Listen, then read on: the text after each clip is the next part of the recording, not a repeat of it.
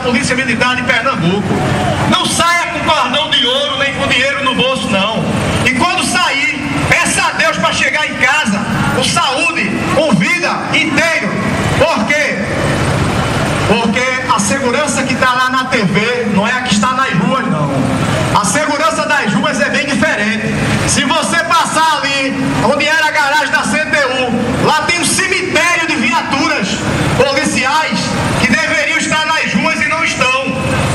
Tem muitas viaturas lá paradas, quebradas, que deveriam estar aqui dando a segurança de vocês, mas não estão. Mas na televisão aparece uma coisa bonita: computador, fotografia, soldado interessado em resolver o crime, mas o soldado está desmotivado, ele está com salário miserável, ele está também deixando a família dele com fome e insegura em casa, ele não está com vontade de dar segurança, porque ninguém está cuidando do bem-estar dele também. Então, está chegando aí eleição, as eleições para prefeito do Recife estão chegando.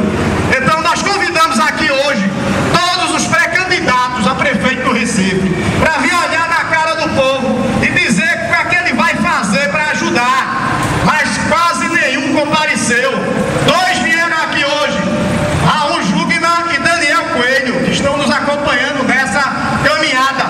Então eu vou passar a palavra aqui para Raul Jugman, para que ele possa dirigir a palavra à população, ao povo, e dizer um pouco do sentimento dele sobre a segurança, sobre o compromisso que a cidade deveria ou poderá ter para com a segurança, o prefeito para com a segurança dos seus concidadãos. Por favor, doutor Raul Jugman, por gentileza. Obrigado, Coronel Moura. Nós estamos aqui em solidariedade aos policiais militares do estado de Pernambuco. Nós, cidadãos e cidadãs que convivemos com a epidemia da violência no estado de Pernambuco. Nós que não temos segurança para ir às ruas. Nós que, quando os nossos filhos saem à noite, não conseguimos dormir sobressaltados com a violência.